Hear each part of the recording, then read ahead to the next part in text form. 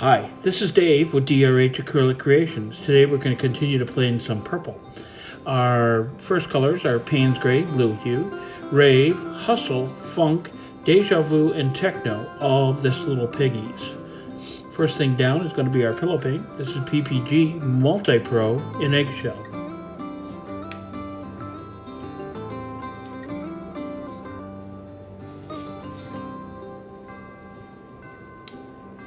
Next down is the Payne's Gray. This is a Liquitex color, and Payne's Gray by nature is semi-opaque, and I'm hoping that it gives me enough of a background to lay my colors on top of. But this is a blue hue, and it's a very nice color to work with because it's so flexible.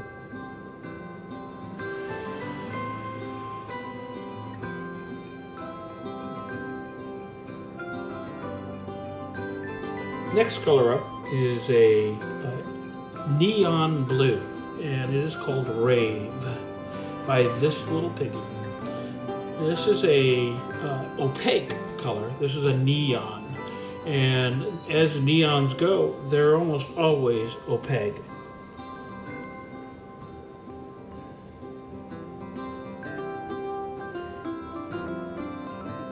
Our next color is it's a beautiful hue of pink, and this is Hustle, also another neon color.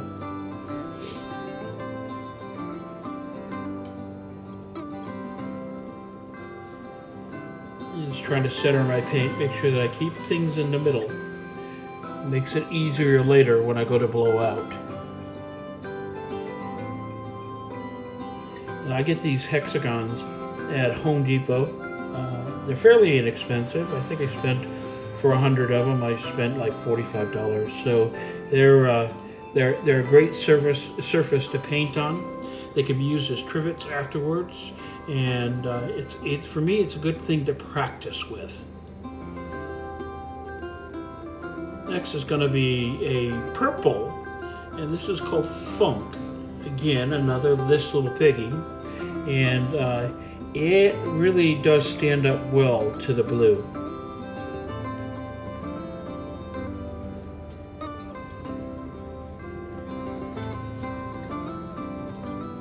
Okay, I'm getting ready to put down a brand new color in my box. I just received it, I think, last week. This is called Déjà Vu. And again, this little piggy. It is another neon. It's a nice deeper purple than what the Techno or the last was. Next is a very bright yellow. This is called Techno, and my hopes with this is I'm going to put down my cell activators next, and I'm hoping that yellow will grab a hold of the white cell activator and create a lightning effect. This is titanium white.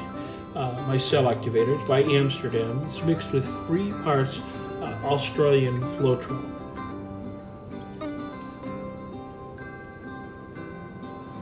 On top of that, I am going to put down Lamp Black, another cell activator by Amsterdam. You get interesting shadowing when you put 2 cell activators down at the same time. This is my large straw, and I use it to blow out my centers so that I can get that initial circle to open up so I can blow out the petals. I really like working on these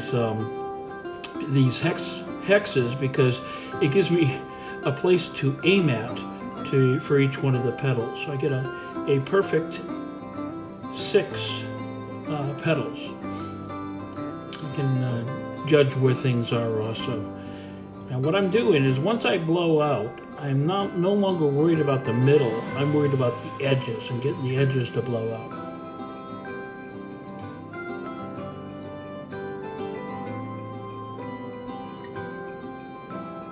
So this is where it gets dangerous also, because you can overblow and cause your pillow paint to show up. And I think I have a couple little spots there that happened.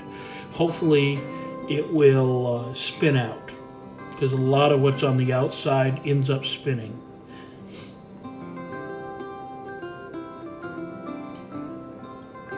Now, there's two reasons I spin. First reason is, number one, it opens up the cells and allows them to shine.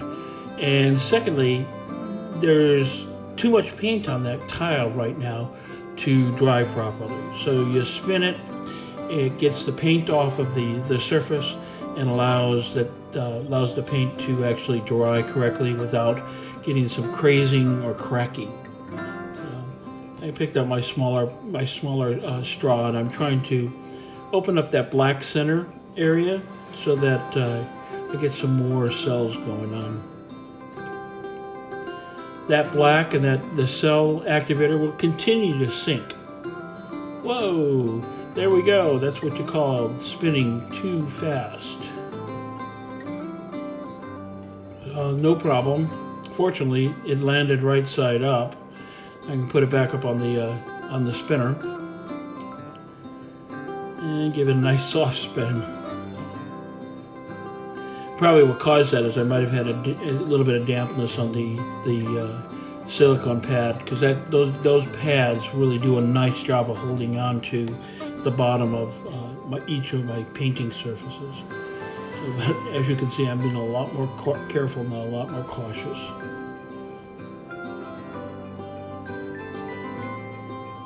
Taking a look and seeing what's going on, how much I've got as far as paint.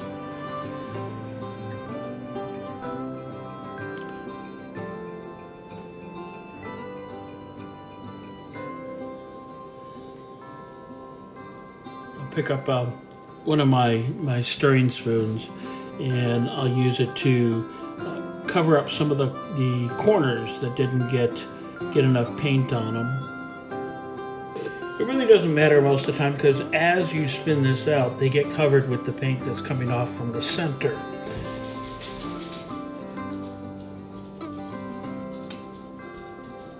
I'll continue to do this, make sure I've got my coverage, make sure I'm seeing all my sides covered. Not so much of a problem with the tiles, because it's a very shallow, it's like 1/8 of an inch. But with a larger canvas where you have more sides to worry about, it's important to make sure that all the sides are covered. Okay, I think I'm pretty happy with this. I'm going to pick this up with my large spatula and give you a closer look. I think with that, it's about time for the flyover.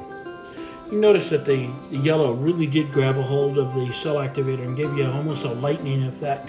I really do enjoy that effect. And the colors seem to work really well together. This is predominantly purple, but it's a collage of color that I really do like.